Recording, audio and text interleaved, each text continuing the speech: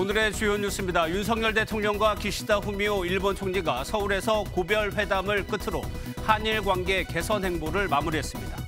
한일 셔틀 외교가 복원됐다는 평가와 함께 기시다 총리 이후 관계 지속 여부에 관심이 쏠립니다.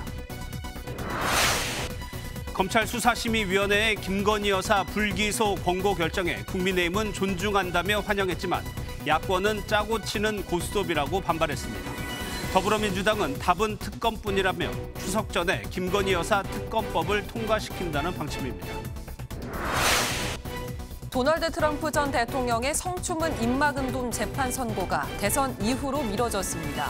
사법 리스크를 해소한 트럼프 전 대통령은 집권하면 마르크스주의 검사들을 쫓아내겠다며 목소리를 높였습니다. 어젯밤 제천국제음악영화제 행사장에서 폭죽이 관객석으로 떨어져 17명이 다쳤습니다. 오늘 새벽 부산의 한 도로에서는 차를 몰다 잠든 만취 운전자가 경찰에 붙잡혔습니다. 여러분 안녕하십니까. 윤석열 대통령과 기시다 후미오 일본 총리의 마지막 회담이 끝났습니다.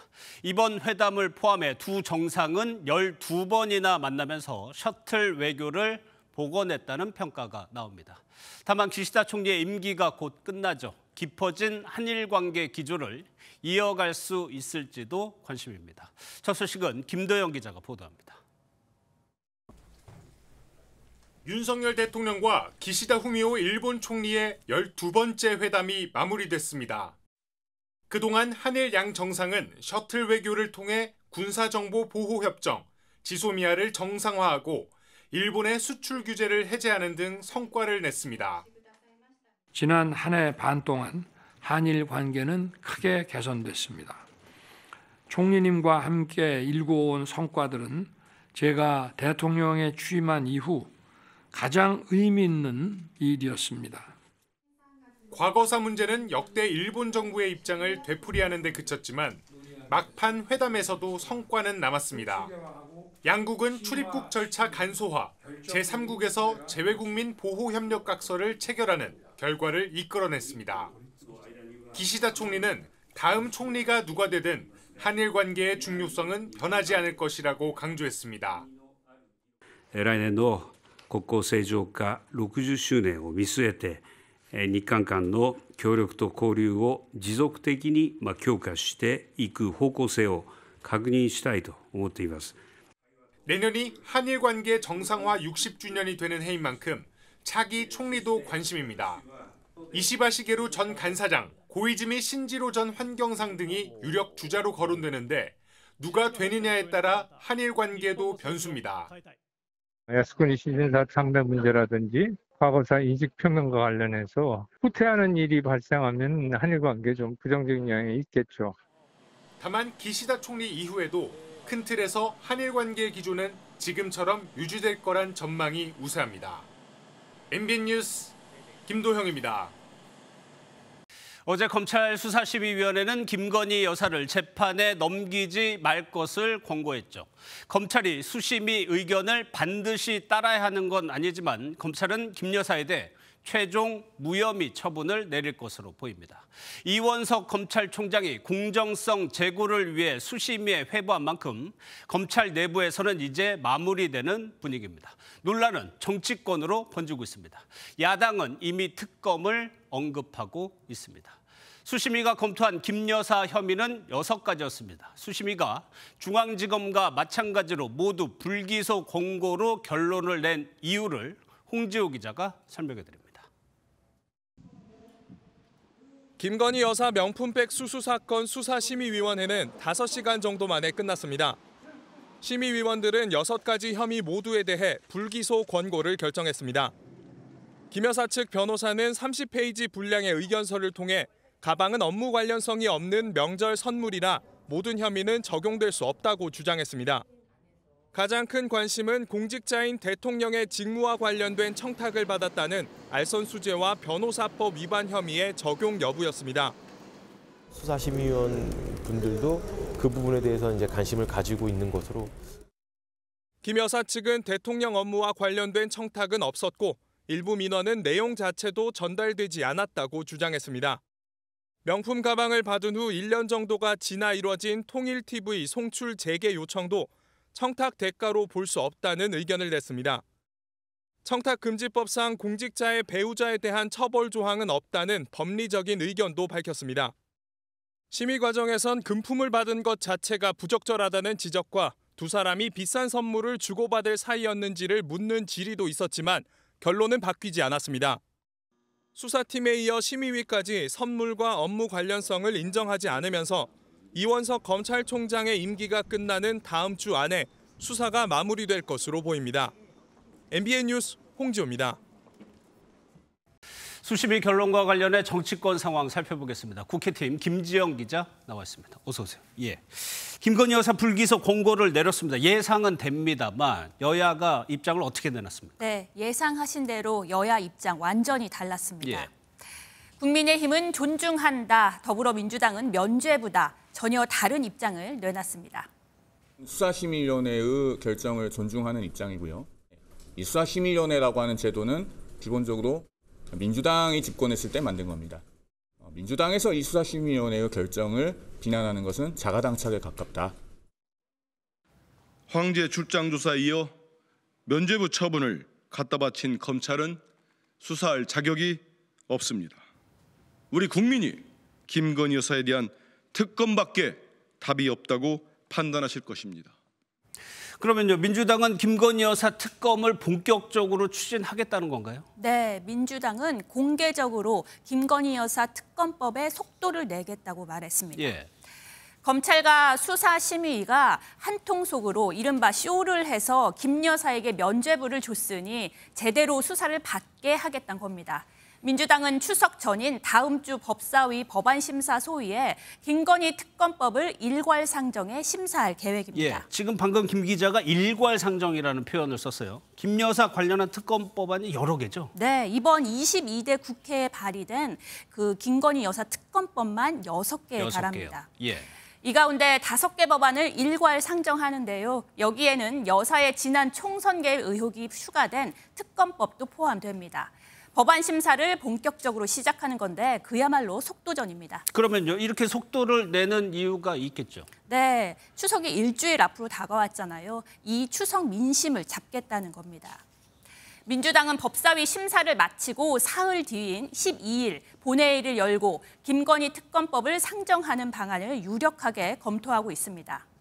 필요한 법안이 있으면은 상정할 수 있어야 한다고 봐요. 국회가 그 정도로는 유연해야 된다고 보는데 그래도 국회의장의 입장이 있으실 테니까 설득하고 기다리는 상황입니다. 윤 대통령이 또 한 번의 재의 요구권을 행사하는 상황을 만들어서 정부 비판 여론을 고조시키려는 의도가 담겼다는 분석입니다. 예, 그러면 국민의힘 대응책은 뭐예요? 김 여사 특검법을 이렇게 받을 것 같지는 않은데요? 네, 국민의힘은 민주당이 추석 밥상에 이 김건희 특검법을 올려서 이 비판을 가하려는 정치적 의도가 있다고 판단하고 있습니다. 다만 당 법사위원들은 일단 법안 심사에는 참석한다고 밝혔습니다. 정부 여당인 만큼 마냥 상임위 보이콧을 하진 않겠다는 겁니다. 국민의힘 법사위 한 의원은 회의에 참석해 김건희 특검법의 부당성을 논리적으로 주장하겠다면서 민주당은 계속해서 특검법을 정쟁의 수단으로 삼고 있다고 비판했습니다. 민주당 소속 우원식 국회의장의 정무적 판단도 변수입니다. 지난 6월 우 의장은 야당 단독으로 본회의를 열고 상임위원장을 선출해 여당이 사퇴를 요구한 바 있습니다. 알겠습니다. 잘 들었습니다. 김지영 기자였습니다. 정부가 군의관을 5개 병원에 긴급 투입했지만 안 하는 것만 못한 결과가 나오고 있습니다. 첫날 출근한 군의관이 적었고 또 군의관들이 응급실 근무를 거부하기도 했습니다. 급기야 응급의학과 전문의를 붙잡아두기 위한 예산을 신설한 지자체까지 등장했습니다. 김민수 기자가 보도합니다. 오늘자 강원대병원 홈페이지입니다. 평일 야간 진료 중단을 알린 며칠 전과 달리 주말 운영 시간은 3시간 연장됐습니다. 병원 관계자는 평소부터 해왔던 연장 근무 방식이었는데 최근 군의관이 투입되는 바람에 환자들이 착각할 수 있어 따로 안내하게 됐다고 설명했습니다. 응급의학과 전문의 1명을 비롯한 군의관 5명은 파견 부서를 협의 중이긴 하지만 응급실에선 근무하지 않기로 했습니다. 응급실 군의관 투입 대책은 첫날인 지난 4일부터 파견자 15명 가운데 6명만 출근하면서 삐걱거렸습니다. 면담 과정에서 군의관들은 하나같이 응급실 근무를 거부해 응급실 파행 대책이라 생각했던 병원들을 당황스럽게 만들었습니다. 이분들의 현장에서 일하는 부분들에 대한 가이드라인들을 없이 진행이 됐는데 그 가이드라인을 만들자고 국방부가 요청을 하셔서 충청북도는 오늘 재난지원금 19억 6천만 원을 편성해 충북대병원과 청주, 충주의료원에 지급하겠다고 밝혔습니다. 이 가운데 4,500만 원이 응급의학과 전문의들을 어떻게든 붙잡아두려고 신설한 3개월치 수당입니다. 저희가 고약센터고 고약센터가 여기도 무너지면 사실 너무 힘들거든요. 저 인근에 있는 큰 병원들이 제기를 못하고 있어요. 저희. 정부와 의료계가 하루라도 빨리 갈등의 실마리를 찾아야 할 것으로 보입니다. MBN 뉴스 김민수입니다. 오고 가는 언제 매일 여의도는 전쟁 중 talk to me. 국회 출입하는 표선호 기자 나와 있습니다. 어서 오세요. 예, 첫 번째 이슈 보도록 하겠습니다. 박민수 복지부 차관입니다. 여당 내에서 경질론 한번 나왔는데 김종인 전 위원장도 뭐라고 했습니까? 네, 박민수 복지부 2차관 얼마 전 문매를 맞은 발언이 하나 있죠. 바로 들어보시겠습니다. 예. 본인이 이렇게 전화를 해서 알아볼 수 있는 상황이라고 하는 것 자체가 사실은 경증이라고 이해를 하시면 됩니다. 김종인 전 위원장 이 발언에 굉장히 화가 났습니다. 나는 그런 몰상식하는 얘기를 하는 사람이 의료개혁을 한다는 자체에 대해서 내가 상당히 우려를 표시하는 거예요. 김 전 위원장 지금 화면에 보시는 것처럼 최근 낙상으로 이마를 다쳐 응급실 22곳에 전화를 했지만 모두 거절당했다며 뺑뺑이 경험을 밝힌 바 있죠. 대통령실은 박 차관의 경질을 검토하고 있지 않다고 거듭 밝혔습니다. 예, 어제 대통령실이 의대 정원 문제를 원점에서 논의할 수 있다 이렇게 얘기를 했는데 정부가 오늘 추가적인 설명을 내놨어요. 여기에 대해서 정치권의 입장은 어때요? 네, 일단 정부 관계자는 의료계를 향해서 과학적 근거와 함께 다른 합리적인 방안을 제시하라고 밝혔습니다.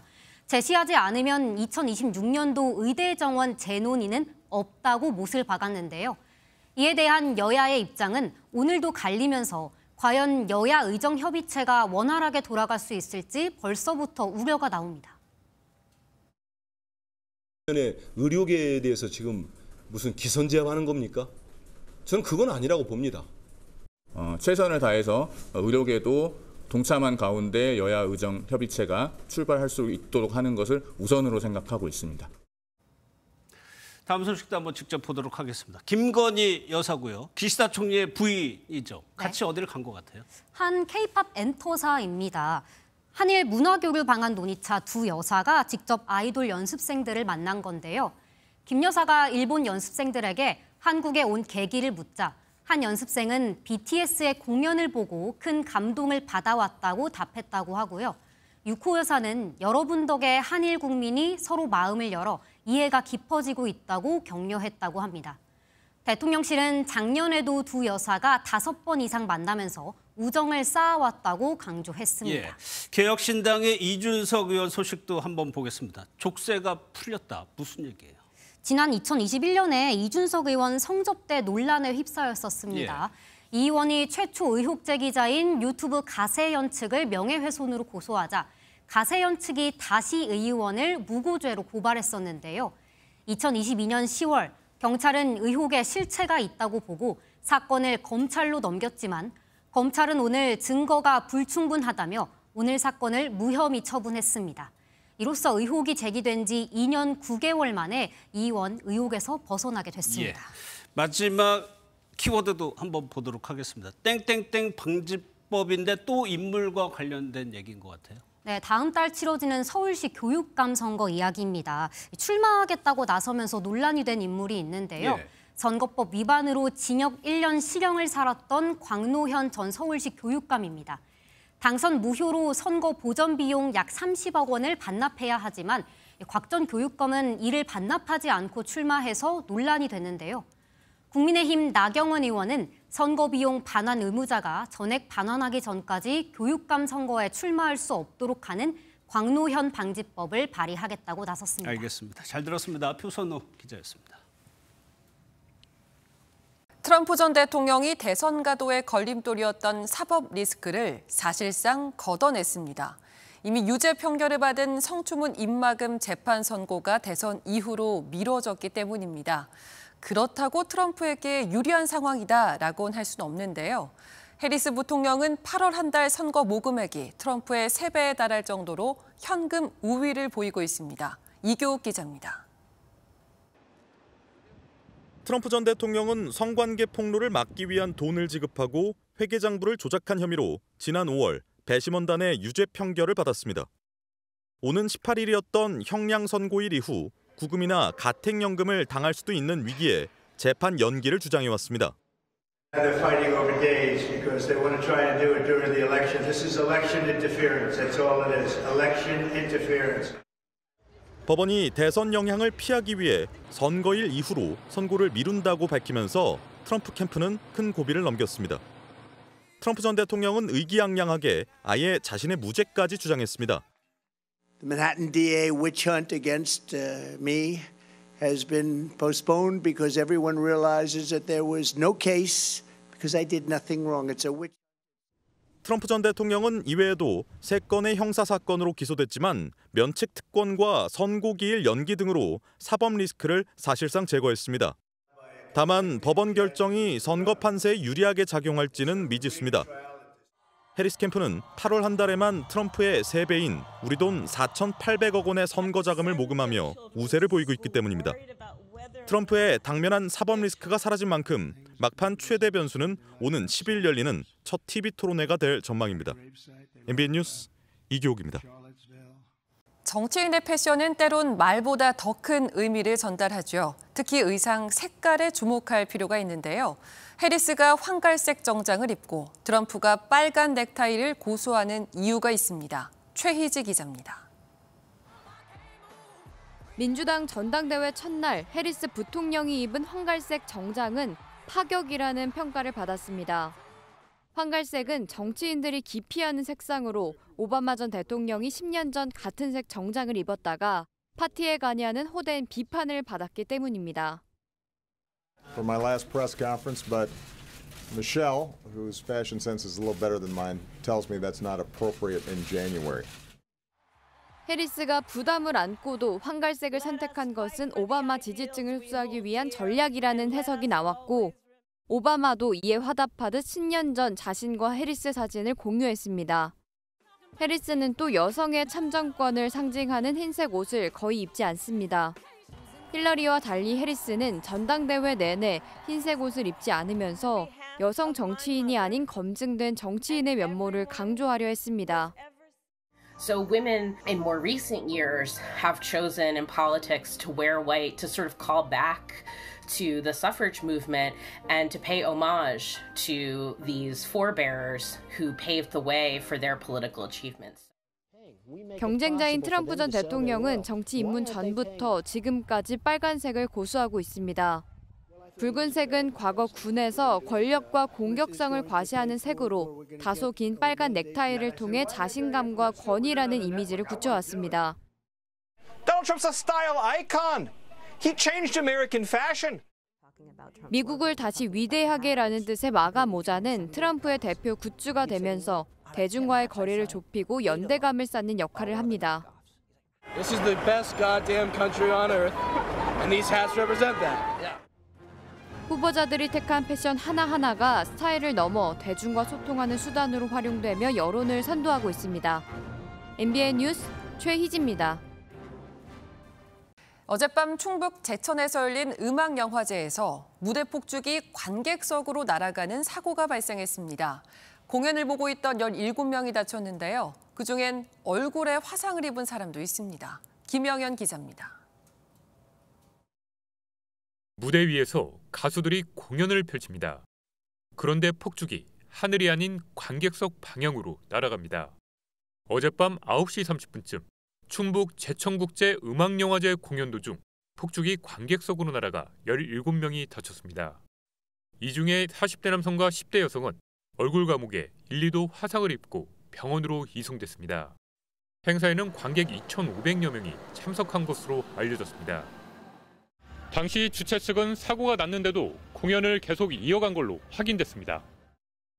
그 상황에서 질주를 하게 되면 이제 물려서 더욱더 혼란이 많이 시킬 것 같아서 그렇게 저희 판단. 주최 측은 홈페이지에 사과문을 올려 사죄의 말씀을 드리며 빠른 회복과 치유가 될 수 있도록 지원하겠다고 밝혔습니다. 경찰은 무대 시설 등을 파악하기 위해 현장 감식을 진행한 뒤 무대 특수효과 담당자를 참고인 신분으로 불러 조사했습니다. 오늘 오전 10시 20분쯤 충남 천안시 성남면의 한 단열재 생산 공장에서 불이 났습니다. 소방당국은 대응 1단계를 발령해 5시간 만에 불을 완전히 껐습니다. 이 불로 40대 남성 1명이 화상을 입고 병원으로 옮겨졌습니다. 경찰과 소방당국은 정확한 피해 규모와 화재 원인을 조사할 방침입니다. MBN 뉴스 김영현입니다. 오늘 새벽 부산의 한 도로 한복판에서 40대 만취 운전자가 붙잡혔습니다. 운전을 하다 잠이 든 상태였는데요. 대전의 한 도로에선 25톤 화물차가 SUV를 들이받았는데 이 사고로 갓길에 서 있던 50대 여성 1명이 숨졌습니다. 안진우 기자입니다. 경찰과 한 시민이 도로에 정차해 있는 차량을 흔듭니다. 차 안으로 불빛을 비춰보니 운전자는 잠들어 있습니다. 출동한 소방대가 강제로 문을 엽니다. 부산 도심의 한 교차로에서 40대 남성이 음주 상태로 차를 몰다 잠이 든 채 경찰에 붙잡혔습니다. 차 안에서 잠이 든 운전자는 제동장치에서 발이 떨어지며 도주를 막기 위해 세워둔 경찰차를 들이받았습니다. 음주 측정 결과 운전자의 혈중 알코올 농도는 0.177%, 면허 취소 수준 만취 상태였습니다. 기술 자체가 안 됐어요. 경찰서에서 계속 머리 숙이고 대화 자체가 안 되고 계속 잠만 잤어요. SUV 뒷부분이 심하게 찌그러졌습니다. 오늘 오전 10시 38분쯤 대전 유성구의 한 도로에서 25톤 화물차가 SUV를 들이받았습니다. 이 사고로 갓길에 서 있던 50대 여성 1명이 숨졌습니다. 경찰은 SUV가 3차로에서 차를 세우고 여성을 태우는 과정에서 사고가 난 것으로 보고 정확한 사고 경위를 조사하고 있습니다. MBN 뉴스 안진우입니다. 오늘 강남에 차 갖고 나가신 분들은 제 시간 맞추기 어려웠을지도 모르겠습니다. 오늘 서울 강남 일대에선 기후위기에 대한 행동을 촉구하는 대규모 집회가 열렸고 잠실에서도 프로야구와 콘서트가 열려 하루 종일 길이 막혔습니다. 노하린 기자입니다. 서울 강남을 관통하는 강남대로가 차 대신 인파로 가득 찼습니다. 올여름 유달리 더웠던 더위를 불러온 기후변화를 늦춰야 한다는 공감대로 거리에 나선 시민들입니다. 시민들은 재활용 골판지 상자에 손글씨로 쓴 각양각색의 피켓을 들어올리며 기후변화에 관심을 가져달라고 호소했습니다. 서울 강남은 온실가스를 대량으로 배출하는 대기업의 본사 건물이 밀집한 지역입니다. 강남은 제가 느끼기에는 기후위기와는 되게 동떨어진 어떤 모습을 많이 볼 수가 있잖아요. 되게 고층 건물도 많고 어떤 브랜드나 추구하는 것들이 유흥 이런 것들도 많고 하니까. 집회에는 300여 개의 시민단체가 참가했습니다. 주최 측은 2만 명, 경찰은 7천여 명으로 참가자를 추산했습니다. 탄천 건너 서울 잠실야구장에는 화창한 주말 프로야구 경기를 즐기려는 시민들이 몰렸습니다. 그 직관 날짜가 맞으면은 오는데 오늘 딱 맞아가지고 또 친구들이랑 같이 왔어요. 오늘은 좀 쉽게 좀 이긴 것 같아서 내일까지 기분 좋은 게 쭉 갈 것 같습니다. 유명 밴드의 콘서트를 보기 위한 시민들도 5천 명이나 모였습니다. 이날 서울 강남의 강남대로와 테헤란로 일대가 통제되면서 서울시는 시민들에게 주말 동안 대중교통을 이용해달라고 당부했습니다. MBN 뉴스 노하린입니다. 올해 가장 강력한 태풍인 야기가 중국 남부를 강타했습니다. 나무를 쉽게 부러뜨릴 정도의 위력이니까 사람에게는 치명적입니다. 인근 지역 주민 100만 명이 긴급 대피했지만 피해를 막을 수는 없었습니다.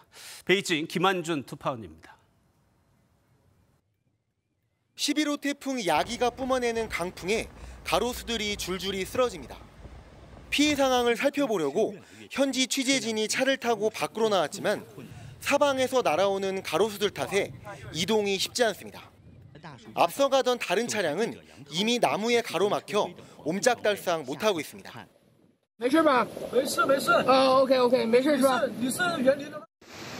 오토바이는 최대 시속 234km의 강풍 앞에 아예 장난감이 됩니다. 한 오토바이 운전자는 바람에 밀려 길에 나뒹굴고 다른 운전자는 하늘에서 떨어진 철제 판자에 속수무책으로 당하고 맙니다. 운행을 멈춘 공원의 한 대관람차는 마치 롤러코스터처럼 빙글빙글 돌기까지 합니다. 태풍 야기의 상륙에 하이난의 대표 관광지는 모두 폐쇄됐고 학교에도 휴교령이 내려졌습니다. 하이난성과 광둥성 주민 100만 명이 긴급 대피한 가운데 지금까지 하이난에서만 최소 2명이 숨지고 90명 이상이 다친 것으로 알려졌습니다. 중국 정부는 피해 복구를 위해 우리 돈 377억 원을 배정하고 소방관과 군인 등 2만 명을 투입했습니다. 올해 아시아에서 발생한 태풍 중 가장 강력했던 야기는 중국 남부를 쑥대밭으로 만든 뒤 현재 베트남 하노이로 이동하고 있습니다. 베이징에서 MBN 뉴스 김한준입니다. 미국 보잉의 유인 우주선 스타라이너가 비행사를 우주에 둔 채 홀로 돌아왔습니다. 기체 결함 때문입니다. 남겨진 비행사들은 경쟁사의 우주선을 타고 돌아올 예정이라 보잉은 자존심에 큰 상처를 입게 됐습니다. 정설민 기자가 보도합니다. 미국 보잉의 우주 캡슐 스타라이너가 국제우주정거장을 떠나 지구로 향합니다. 6시간 동안 지구로 날아온 끝에 낙하산을 펼치고 뉴멕시코 사막에 안전하게 착륙합니다. Touchdown. Starliner is back on Earth. 지난 6월 첫 유인 시험 비행 임무를 안고 우주로 향한 지 석 달 만에 지구로 귀환하는 모습입니다. 그런데 함께 임무에 나섰던 나사 소속의 우주 비행사 2명은 우주에 남겨둔 채 나홀로 돌아왔습니다. 헬륨 누출과 추진기 오작동 등 기체 결함이 발생하면서 귀환 일정이 계속해서 미뤄지다 결국 아무도 태우지 못한 채 돌아오게 된 겁니다. There have been multiple issues with every spacecraft that's ever been designed, and that's the nature of what we do. 이제 우주 비행사 구출 임무는 보잉이 아닌 일론 머스크의 스페이스X가 맡습니다. NASA has decided that Butch and Sonny will return with Crew 9 next February. Starliner will return uncrewed. 두 사람이 내년 2월 지구로 돌아오면 8일로 예정됐던 우주 체류 기간이 8개월로 늘어나는 겁니다. 보잉과 나사는 우주 캡슐 개발에 무려 7조 7천억 원을 투입한 상황. 스타라이너의 나홀로 귀환으로 자존심을 구긴 보잉은 우주 사업에 큰 타격을 입을 것으로 보입니다. MBN 뉴스 정세민입니다. 북한이 수중에서 핵공격이 가능하다고 주장하는 심포 C급 탄도미사일 잠수함에 대규모 설비 공사를 하는 정황이 포착됐습니다. 한미는 북한의 핵공격을 억제하고 대응하는 절차를 연습하면서 맞대응에 나섰습니다. 권영범 기자입니다. 지난해 9월 수중 핵공격이 가능한 첫 전술 핵공격 잠수함이라며 북한이 전격 공개한 김군옥 영우호입니다. 핵공격 잠수함이라는 수단이 이제는 파렴치한 원수들을 공포에 질리게 하는 위협적인 우리의 힘을 상징하게 되고, 그런데 함경남도 신포조선소에서 이 잠수함 선체에 기관과 설비들을 장착하는 대규모 의장 공사 진행 정황이 포착됐습니다. 지난달 19일 잠수함이 보호 그물에 덮인 채 조선소 북동쪽 끝 건식독에 위치한 모습이 위성 사진에 잡힌 겁니다. 미국의 북한 전문 사이트 38노스는 안전 정박지에 있던 잠수함이 하부 의장 공사 작업을 위해 지난 5월 건식독으로 위치를 이동했다고 분석했습니다. 소나라든지 잠수함의 몸체를 보호할 수 있는 첨단의 장비들을 부착하는 공사를 하고 있는 게 아닌가 싶습니다. 이런 가운데 한미는 핵협의그룹 모의 연습을 처음으로 개최하고 북한 핵 억제와 대응 과정을 숙달했습니다. 국방부는 한반도 핵 위기 발생 시 핵 억제 및 핵 기획과 관련한 동맹의 접근을 강화했다고 그 의미를 설명했습니다. 이와 함께 군사적인 훈련 성격의 도상 연습도 이어나갈 방침입니다. MBN 뉴스 권용범입니다. 북한은 어제에 이어 오늘도 조금 전부터 쓰레기 풍선을 날리고 있습니다. 신의주 지역의 수해 복구가 끝나면서 자재에 여유가 생겨 다시 쓰레기 풍선을 띄우는 게 아니냐는 분석입니다. 전민석 기자가 보도합니다. 북한이 어제 저녁부터 오늘 새벽까지 띄운 쓰레기 풍선은 190여 개입니다. 서울과 경기 지역에서 100여 개 낙하물이 확인됐는데 내용물은 종이나 비닐, 플라스틱병 같은 생활 쓰레기입니다. 자칫 위험할 수 있는 물질이 섞인 풍선은 발견되지 않았습니다. 큰 풍선 봉지에 작은 봉지들이 모여 있다가 위에서 이게 터지게 되면 그것들이 이제 비산되는 그런 것들이기 때문에 북한은 지난달 10일 이후 한 달 가까이 잠잠하다 최근 나흘 동안 5번에 걸쳐 남쪽으로 쓰레기 풍선을 띄우고 있습니다. 지난달 신의주를 강타한 수해가 어느 정도 복구되면서 풍선 자재 수급에 여유가 생겼다는 분석도 나옵니다. 그런데 북한은 평양상 남쪽까지 닿기 어려울 때도 풍선을 반복해서 날려보내고 있습니다. 남측의 대북방송이나 민간단체가 날려보내는 대북 풍선에 맞대응하려는 의도라는 분석도 나옵니다. 특히 김정은에게 보고를 해야 되는 그런 사람들 입장에서는 계속해서 이런 쓰레기 풍선을 보내는 것이 자신들이 일을 하고 있다는 것을 보여주는 그런 입장이다라고 생각을 합니다. 군은 풍선을 격추하면 공중에서 쓰레기가 떨어져 더 큰 피해가 날 수 있기 때문에 땅에 저절로 떨어지고서 걷어들이는 방침을 고수하고 있다고 밝혔습니다. MBN 뉴스 전민석입니다. 집이 한 채라도 있으면 주택담보대출을 내주지 않겠다는 초강수가 시중은행 대다수로 확산하면서 논란이 커지고 있습니다. 금융당국이 가계부채 관리를 은행 자율에 맡기겠다고 하자 은행들이 마치 경쟁하듯 점점 더 센 규제책을 내놓고 있는 건데요. 1주택자들은 이사도 가지 말라는 거냐 이런 소리 나옵니다. 최은미 기자입니다. 가입자만 200만 명이 넘는 부동산 커뮤니티입니다. 1주택자 대출이 전면 중단된다는 소식을 전하며 집 있는 게 죄냐, 공산주의 국가냐 등 갑론을박이 쏟아지고 있습니다. 9일 우리은행과 KB국민은행, 10일 신한은행이 1주택자 주택담보대출을 전면 중단하기로 하면서 논란은 계속 커지고 있습니다. 특히 신한은행은 1주택자가 기존 주택을 처분하는 조건으로 받는 갈아타기용 주담대도 불허하기로 했습니다. 당국 눈치를 본 시중은행들이 강도 높은 대출 규제를 경쟁적으로 내놓았지만 되레 실수요자들의 역풍을 맞고 있는 셈입니다. 어쩔 수 없이 국면지책으로 나온 거죠. 은행이 대출 안 해주고 싶겠습니까? 은행마다 대출 조건과 한도가 다르고 문턱이 낮은 제2금융권으로 대출 수요가 몰리는 등 갈수록 혼란이 가중되는 모습입니다. 하지만 금융당국은 여전히 엇박자입니다. 이복현 금융감독원장은 실수요자에 대한 과도한 대출 규제를 경계했지만 김병환 금융위원장은 가계부채 관리가 정부의 확고한 기조라며 다른 뉘앙스를 풍겼습니다. 은행장들이 갈피를 못 잡고 있는 가운데 이복현 금융감독원장은 10일 은행장들을 만날 예정입니다. MBN 뉴스 최은미입니다. 이렇게 대출 시장이 혼란을 겪는 와중에 이젠 월세마저 걱정입니다. 집을 사거나 전세를 얻기도 어려운 상황에 대출이 막힌 실수요자들이 월세로 몰릴 거란 우려가 나오는데요. 문제는 이미 지난달 서울 아파트 월세 가격이 역대 최고 수준까지 올라간 상황이라는 겁니다. 최유령 기자입니다. 서울 송파의 9,000세대 대단지 아파트는 하루에도 전월세 거래가 몇 건씩 일어나는 곳입니다.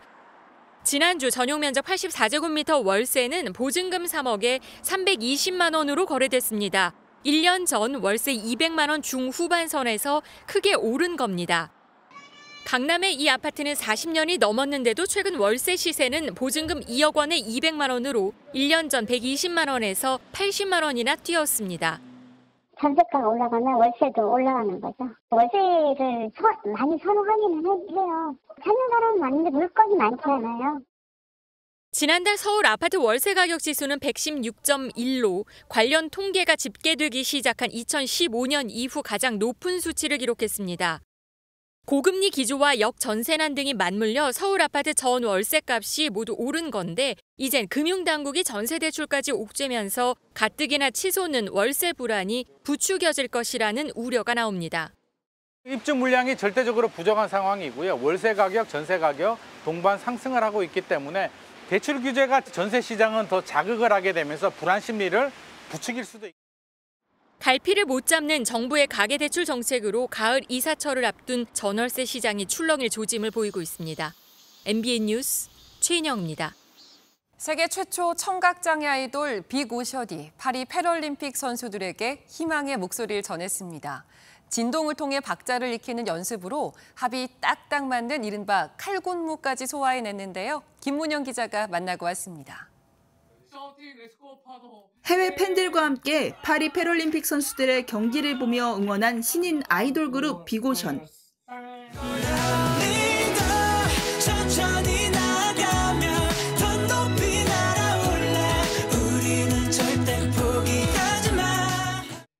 비장애인 올림픽과 또 이제 패럴림픽에서 이제 받는 그 관심의 차이가 좀 많이 다릅니다. 모두가 함께 힘내서 꾸준히 나아가자라는 그 메시지를. 멤버 전원이 청각장애인인 세계 최초 청각장애 아이돌 빅오션은 데뷔부터 외신 등 세계의 주목을 받았습니다. 소리가 부분적으로는 들리지만 장애 인식 개선과 수어 퍼포먼스를 위해 수어를 새로 배웠고 진동을 주는 스마트 시계와 박자가 뜨는 화면 등 보조기기 없이도 끝없는 연습을 통해 이젠 합이 맞는 칼군무를 해내는 노력형 아이돌입니다.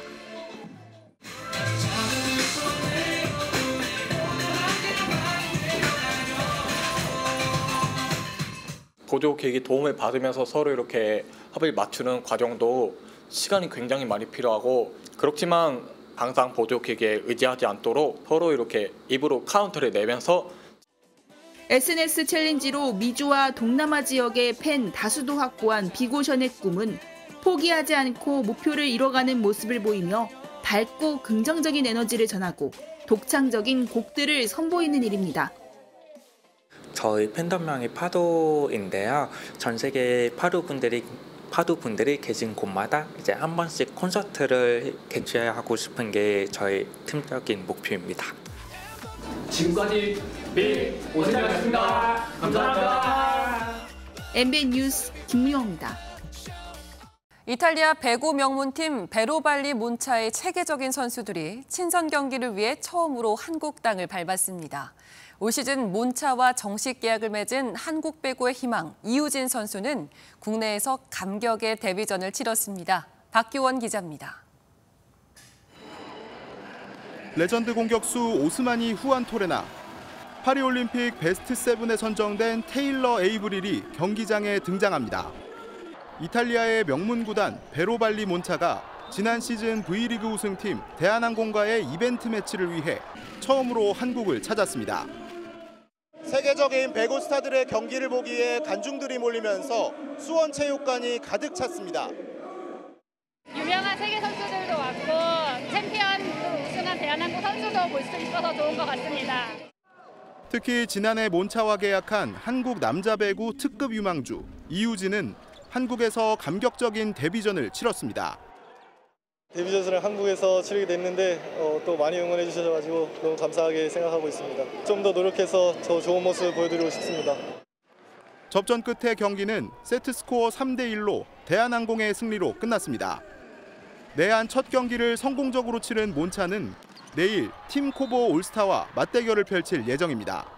MBN 뉴스 박규원입니다. 일본군 위안부 피해자 A씨가 별세했다고 정의기억연대가 밝혔습니다. A씨는 18살 때 바느질 공장에 취업하기 위해 중국으로 갔다가 일본군 위안부로 순환을 겪은 피해자로 A씨 별세로 정부에 등록된 일본군 위안부 피해자 중 생존자는 8명으로 줄었습니다.